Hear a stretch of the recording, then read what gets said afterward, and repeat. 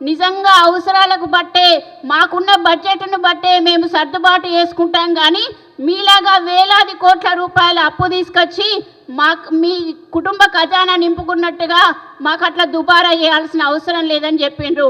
ఆ మాటకే కట్టుబడి ఈరోజు బట్టి విక్రమార్క గారు అనేక మంది రంగాల్లో ఉన్న నిష్ణాతులను చర్చించి అనేక రకాలుగా ఈ బడ్జెట్ను రూపొందించడం జరిగిందనే విషయాన్ని ఒకసారి స్పష్టంగా అర్థం చేసుకోవాలి.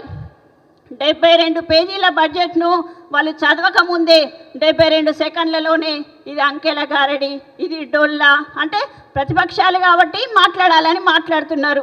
నిజంగా గతంలో వాళ్ళు పెట్టిన బడ్జెట్ తీసుకుంటే నిజంగా బీసీలకు మేము పెద్దపీట వేసినాం, బీసీలను ఏదో ఉద్ధరించినామని మాట్లాడింది కదా. నేను ఒక మాట మాట్లాడుతున్నాను. గతంలో ఏదైతే వాళ్ళు 10 సంవత్సరాలుగా మొత్తం పెట్టిన బడ్జెట్ అనేది 20,69,588 కోట్ల బడ్జెట్ పెట్టిళ్ళు. అలా బీసీలకు కేటాయించింది 81,668 కోట్లు. అంటే బీసీలకు వీళ్ళు ఖర్చు పెట్టింది ఎంత? 3.95%. అంటే 100 పైసలకు వీళ్ళు ₹3.95 ఖర్చు పెట్టి మేము బీసీలను ఉద్ధరించినామని మాట్లాడుతున్నారు. ప్రతి దానిలో కోత. బతుకమ్మ చీరలు ఇచ్చినామని గొప్ప చెప్పుకుంటున్నారు. 10 ఏళ్లలో బతుకమ్మ చీరల ఖర్చు 5,120 కోట్లు ఖర్చు అని రాసిపెట్టి 22,168 అంటే దాదాపు 40% కూడా బతుకమ్మల చీరల ఖర్చు పెట్టకుండా నాసీ రకం చీరలు ఇచ్చేసి వీళ్ళేదో మహిళలను ఉద్ధరించినట్టుగా మాట్లాడడం.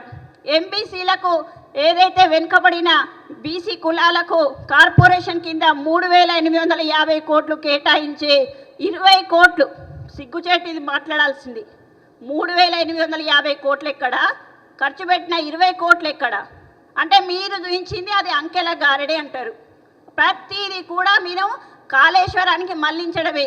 మహిళా రుణాలు కాళేశ్వరానికే పోతాయి, ఎంపీసీ నిధులు కాళేశ్వరానికే పోతాయి, ప్రతి కార్పొరేషన్ నిధులు కాళేశ్వరానికే పోతాయి. కాళేశ్వరం పేరిట మీరు లక్షల కోట్లు ఖర్చు పెట్టి తెలంగాణ ప్రజలకు గుండు సున్న పెట్టిన మీరు ఈరోజు ఏ రకంగా మాట్లాడుతున్నారు అంటున్నా. ఇక బీజేపీ నేతలను కూడా మాట్లాడదాం. ఈరోజు వాళ్ళు 2 ఎంపీలున్నా 8 మంది ఎంపీలున్నా తెలంగాణకు వచ్చింది ఏమి లేదు. అసలు నిజంగా సోషల్ మీడియాలో నవ్వుకుంటున్నారు.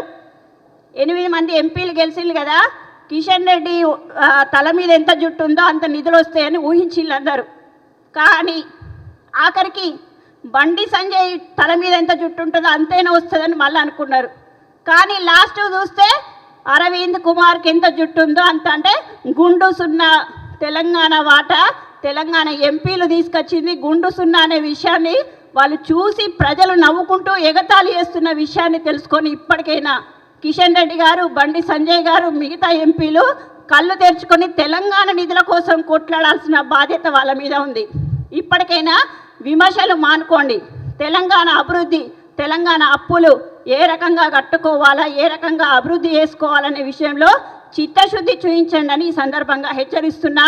మరోమారు ఇంత చక్కటి బడ్జెట్ను ప్రణాళికను రూపొందించిన బట్టి విక్రమార్క గారికి, ముఖ్యమంత్రి రేవంత్ రెడ్డి గారికి, క్యాబినెట్ మంత్రులందరికీ తెలంగాణ ప్రజల మహిళల చొప్పున మేము ధన్యవాదాలు తెలియజేస్తున్నాం.